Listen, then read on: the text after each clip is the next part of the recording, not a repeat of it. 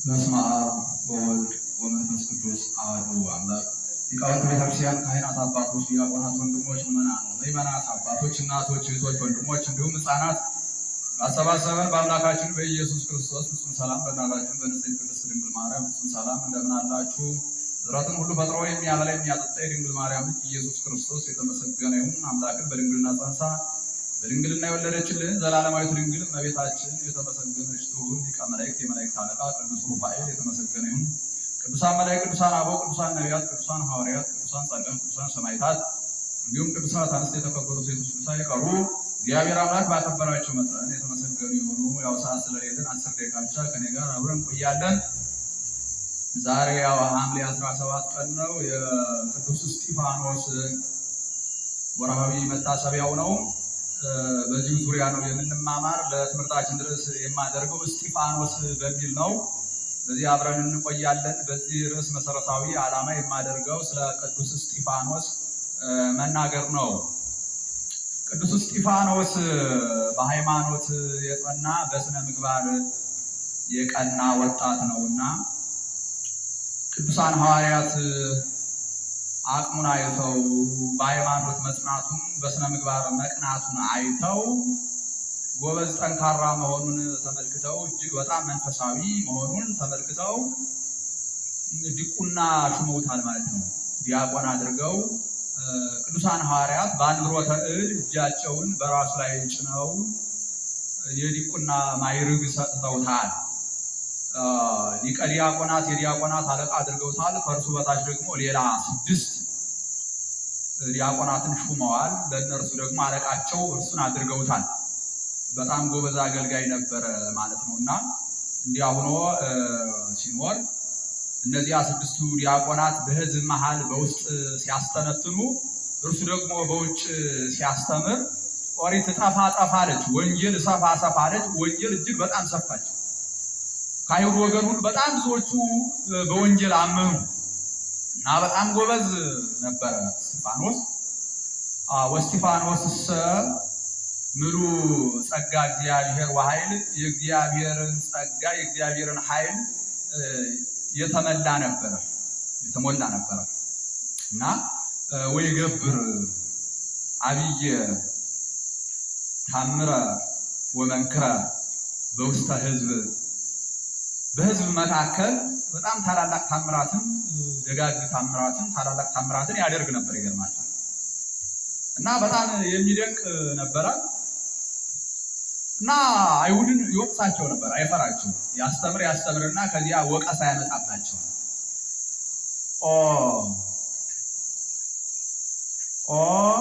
ምን ይላል? ክሳደ እለታገዝፉ ክሳደ ልብ፣ እናንተ የልባችሁን ክሳድ የምታገዝፉ ይላቸዋል። ይወቅሳቸው ነበር። እለታገዝፉ ክሳደ ልብ፣ የልባችሁን ክሳድ ምን የምትሉ ይላል? የምታገዝፉ። ወጽሉላነ ልብ፣ ልባችሁን የምታደነድኑ ልባችሁን የምታገዝፉ። ወጽሙማነ ልብ ይላል። ወጽሙማነ ልብ፣ ልባችሁን ያደነቆራችሁ እያለ ይወቅሳቸዋል። ልባችሁን ያደነደናችሁ፣ ልባችሁን ዝግ ያደረጋችሁ እናንተ ክፎች፣ እለዘንተ ታምዕወ ለመንፈስ ቅዱስ፣ መንፈስ ቅዱስን የምታሳዝኑት በኃጢአታችሁ በበደላችሁ መንፈስ ቅዱስን እናንተ የምታሳዝኑ ይላቸዋል። ከመ አበዊክሙ አንትሙሂ፣ ልክ እንደ አባቶቻችሁ እንደ ክፎች ናችሁ እያለ ይገስጻቸዋል። እንዲህ እያለ ሲገስጻቸው ወዘንተ ሰሚዖሙ፣ እነርሱ ግን ሰምተው ምን አሉ? ተምኡ፣ ተበሳጩ። ወዘንተ ሰሚዖሙ ተምኡ፣ እነርሱ ግን ሰምተው ተበሳጩበት ማለት ነው። እንዴት እንዲህ ይለናል? ከልጅነታችን ጀምረን ኦሪትን እየፈጸምን እየተገበርን ያደግን እኛን እንዴት ነው እንዲህ እያለ እኛን የሚወቅሰን እያሉ ተበሳጩበት። ይገርማል። በጣም ተበሳጩበት። ወሐቀዩ ስነኒሆሙ ላዕሌሁ በእርሱ ላይ ጥርሳቸውን አፋጩ። ትምህርተ ጸብ ነው። ሊጣሉት ፈለጉ። በጣም አጥብቀው ተጣሉት። ወመላ መንፈስ ቅዱስ ላዕለ እስጢፋኖስ በእስጢፋኖስ ግን ምን ሆነ ስንል መንፈስ ቅዱስ ሞላበት። ተለይቶት ያውቃልን ቢሉ ተለይቶት አያውቅም። ምስጢር ገለጸለት ነው። ምስጢር ገለጸለት። ወነጸረ ሰማየ ርህወ ሰማይ ተከፍቶ አየ። ይገርማችኋል። ወረየ ስብሐተ እግዚአብሔር የእግዚአብሔርን ምስጋና በሰማይ ተመለከተ። ሰማይን ተከፍቶ ሲያዩ ሰማይ የሚከፈት የሚዘጋ ሆኖ አይደለም። የተዘጋ ቤት ሲከፍቱት በቤት ውስጥ ያለው ዕቃ እንዲታይ ምስጢር ገለጸለት ማለት ነው። ተገለጸለት። ወኢየሱስ ይቀውም በየማነ እግዚአብሔር ክርስቶስን በዙፋኑ በስልጣኑ በክብሩ በአምላክነት ስልጣኑ አየው። ሲያየው ምን አለ? ኢየሱስን በክብሩ አየሁት፣ በሰማይ በስልጣኑ አየሁት፣ በንግስናው አየሁት ሲል ወከርሁ በአብይ ቃል በጣም በከፍተኛ ቃል ጮሁ። ይገርማቸዋል። አይሁድ ማለት ክፉ ስለነበሩ ወከርሁ በአብይ ቃል በክፉ ቃል ሁነው በታላቅ ቃል ሁነው ጮሁ። ወከደንሆሙ ስነኒሆሙ ወከደንሆሙ እዘኒሆሙ ጆሮአቸውን ዘጉ። በእጃቸው ሁሉ ዘግተው ኧረ ምን አይነት ነገር ነው የምንሰማ? ይህን የሰማ ጆሮ ይበጣጠስ ብለው ጆሮአቸውን በእጃቸው ዘጉ። ይገርማቸዋል። አጉል አክራሪዎች ናቸው፣ ሐሰተኞች ናቸው። በጣም ተናደው ማለት ነው። ከዚያ ሲናደዱ ምን አደረጉ?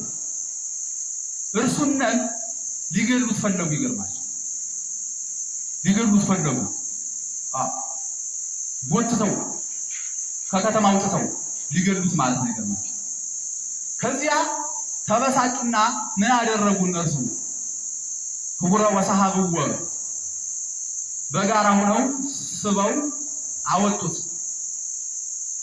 ዋውፅእወ አፋ እማሀገር ወገርወ ከከተማ አውጥተው ወገሩት። ሲወግሩት ግን እርሱ ምን ይል ነበረ? ኦግዜ ኢየሱስ ክርስቶስ ስረይሎሙ ኃጢአቶሙ በደላቸውን ኃጢአታቸውን ይቅር በላቸው እያለ ምን ይል ነበረ? ይጸልይላቸው ነበር። ይገርማቸው። ድንጋይ እየወረደበት ነው። ድንጋይ አንስተው በድንጋይ እየወገሩት ነው። ጳውሎስ የምንለው ሳውል አለ። በሳውል እግር ስር ልብሶቻቸውን ሰብስበው መጎናጸፊያቸውን ሁሉ በዚያ በእርሱ ስራ አድርገው ጠብቅ ብለው የድንጋይ ናዳ ያወርዱበት ነበር። እንዴት እንዴት ትላለህ? እኛ ሰቅለን የገደልነውን እርሱን እንዴት በሰማይ አየሁት እያልክ እንዴት ትናገራለህ ብለው በድንጋይ ይቀጠቅጡት ነበር። ይገርማቸው። እርሱ ግን ፍጹም ክርስቶስን መሰለው። ይገርማቸው። ምን ብሎ የሚያደርጉትን አያውቁምና ይቅር በላቸው በማለት ኦግዜ ኢየሱስ ክርስቶስ ተመጣዋለ ነፍሴን ተቀበል በማለት ከዚያ የሚያደርጉትን ደግሞ አያውቁምና ይቅር በላቸው በማለት ክርስቶስን መስሎታል። አሁን ክርስቶስ በዕለተ ዓርብ ሲሰቀል ምን ይል ነበር? የሚያደርጉትን አያውቁምና ይቅር በላቸው በማለት ለበደላቸው ስርየት ያደርግ ነበር። ራሱ ከራሱ ወደ ራሱ ይቅርታን ያደርግ ነበር። አሁን ክርስቶስን ነው የመሰለው። ይህ ዲያቆን ማለት ፍጹም ክርስቶስን ነው የመሰለው። ከክርስቶስ ፍቅር የሚለየኝ ማን ነው እንዳለ ሐዋርያው ቅዱስ ጳውሎስ ስለ ክርስቶስ ፍቅር በድንጋይ ይወገር ነበረ። ንጹሕ ክርስቲያን ፍጹም ክርስቲያን ስለነበረ እውነተኛ ክርስቲያን ስለነበረ እስጢፋኖስ ማለት ነው የድንጋይ ማት እየወረደበት ስለ ክርስቶስ የድንጋይ ማት ይቀበል ነበር። በድንጋይ እየተወገረ እንደ ባንቀጥቶ ነው የገደሉት። ይገርማል። ድንጋይ እየመታው ድንጋይ እየደበደበው ግን ምን ይል ነበረ? የሚያደርጉትን አያውቁምና ይቅር በላቸው። በጣም የሚገርም ነው። ክርስትናን በሚገባ የተሸከመው ነው ይህ ሰው። ክርስትናን በሚገባ ተሸክሞ በተሸከመው ክርስትና ደግሞ ስራ ሰርቶ የተመገበበት የጠገበበት ማለት በሚገባ የተሸከመውን ክርስትና ወደ ስራ አምጥቶ የተገበረው በትክክል ማለት እንዲህ አድርጎ ያተረፈበት ነው። እኛ ብዙዎቻችን አሁን ክርስትናን ተሸክመናል። በክርስትና ደግሞ ስራ እየሰራን አይደለም ብዙዎቻችን። እርሱ አትርፎ ተመገበበት። እኛስ አሁን ቻያ የምትባላለች የተሸከመችውን እንደማትመገበው እንደዚያ ክርስትናችን ተሸክመን ግን ስራ የማንሰራበት ፍሬ ማናፈራበት ነው ብዙዎቻችን ማለት። እርሱ ግን በትክክል ፍሬ እያፈራበት ነበር። ጠላትን በመውደድ የሚያደርጉትን አውቁና ይቅር በላቸው በማለት ስለኔ ነፍሱን የሚያጠፋት ያድናታል እንዳለ ጌታ ስለ ክርስቶስ ራሱን ለሞት አሳልፎ የሰጠ ማለት ነው። ስለ ሃይማኖት፣ ስለ መንግስተ ሰማያት ደሙን ያፈሰሰ ስለ ክርስቶስ ምስክርና ስለ ክርስቶስ እየመሰከረ ነው። ድንጋይ እየወረደበት በድንጋይ እየተቀጠቀጠ ስለ ክርስቶስ ይመሰክር ነበር። ይህ ዲያቆን በጣም የሚያስደንቅ ይህ የመጀመሪያው ዲያቆን ነው። በሐዲስ ኪዳን የመጀመሪያው ሰማዕት ማለት ነው። ቀዳሜ ሰማዕት ይባላል። የመጀመሪያው ሰማዕት ነው። የመጀመሪያው በሐዲስ ኪዳን ማለት እና ይህ ዲያቆን እንደነገርኳችሁ ወግረው ከገደሉት በኋላ ሰማዕትነትን ከተቀበለ በኋላ በእርሱ ስር ግን 8000 ማህበር ነበረ። ያ 8000 ማህበር ሁሉ ተበታትኖ በዓለም ላይ ትምህርት ማስተማር ጀመሩ። ግን እርሱ ከመሞቱ በፊት በእርሱ ውስጥ ነው የነበሩ። ስራ ይሰሩም ነበር። በእርሱ ውስጥ ሆነው ያው ይጸልያሉ፣ ይማራሉ። እርሱን ከገደሉት በኋላ ግን ሁሉ በዓለም ተበታትኖ ወንጌልን አዳርሰዋል ማለት። አሁን ክርስቲያን ሲሞት ይበዛል የምንልኛ በእርሱ ዘመን ነው። በሐዋርያት ዘመን በቅዱስ እስጢፋኖስ ዘመን በሐዋርያት ዘመን ነው ክርስቲያን ሲገደል የሚበዛ። ምክንያቱም ነው አንዱ ሲገደል እነሱ በጣም በብዙ በመቶ ሺዎች አሳምነው አጥምቀው ክርስቲያን አድርገው ስለሚውሉ ማለት ነው። በእኛ ዘመን ግን ክርስቲያን እየተገደለ ይበዛል ማለት አይቻልም። ምክንያቱም እኛ ክርስቲያን ማድረግ አይደለም ብዙ ጊዜ ስራችን። ብዙዎችን ስትመለከቱ አስተምረ የምንመልስ አይደለም። ከእውነተኛው ሃይማኖት ከተዋሕዶ ምንገፋቸው ይበዛሉ። ከምናመጣቸው ይልቅ ገፍተን የምናባራቸው ገደል የምናስገባቸው ይበዛሉ፣ ክፉ ከመሆናችን የተነሳ ማለት። ስለዚህ በእኛ ዘመን አንድ ክርስቲያን ቢሞት ለቤተ ክርስቲያን ኪሳራ ነው ማለት ነው። እና ክርስቲያን ሲገደል ይበዛል። ግን በማን ዘመን ነው ስንል በእስጢፋኖስ ዘመን፣ በሐዋርያት ዘመን። እና ይህ ታላቅ ዲያቆን አንዱ ለደቂቃ ተጠቅሞ ይደርሳል። ይህ ታላቅ ዲያቆን እስጢፋኖስ በእግዚአብሔር ዘንድ እጅግ በጣም የተወደደ በሃይማኖት የጸና በስነ ምግባር የቀና ድንቅ ወጣት ሰማዕት ማለት ነው። ፍጹም ክርስቶስን የሚመስል ማለት ነው። ክርስቶስን በሚገባ የገለጸው ስለ ክርስቶስ ዋጋ የከፈለ በድንጋይ ተወግሮ የሞተ ሰማዕትነትን የተቀበለ እጹብ ድንቅ የሆነ ይህ ሰማዕት ነው። ይገርማቸዋል እስጢፋኖስ ማለት እና እኛ ምን መሆን ይጠበቅብናል ስንል እንደ እስጢፋኖስ ማለት ነው። በክርስትናችን ስራ መስራት፣ የሚመጣውን መከራውን በጸጋ መቀበል፣ እንደ ቅዱስ እስጢፋኖስ ጠላቶቻችን ሁሉ ይቅር ማለት፣ የበደሉን ይቅር ማለት ይገባል። ይህ ነው ትክክለኛ ሰው ማለት ነው። እስጢፋኖስ ተመልከቱ አይደል?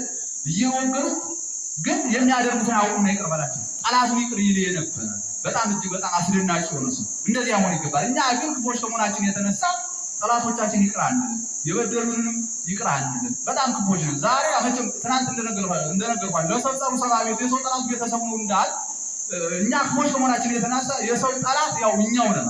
የሰው ጠላት ሰው ነው። ይገርማቸዋል። ብዙ ሰዎች አሁን ኪሳራ ውስጥ የሚሆኑት በክፉ ሰዎች ምክንያት ነው። አሁን ሰዎች ጠጪ ሰካራም የሚሆኑ በክፉ የትዳር አጋሮቻቸው፣ በክፉ የፍቅር አጋሮቻቸው ምክንያት ጠጪ ሰካራም ሆነው ራሳቸውን ይጎዳሉ። ምንድን ያለ ሁሉ እየጠጣሉ ባንቺ ምክንያት ነው ያላልኩ። በሰዎች ምክንያት ሰዎች ጠጪ ይሆናሉ ማለት ነው። በእርሷ ምክንያት ጠጪ ይሆናል፣ በእርሱ ምክንያት ጠጪ ትሆናለች። ሲጋራ የሚያጨሱ ሰዎች በሰው ምክንያት ነው፣ በክፉ ሰዎች ምክንያት ነው።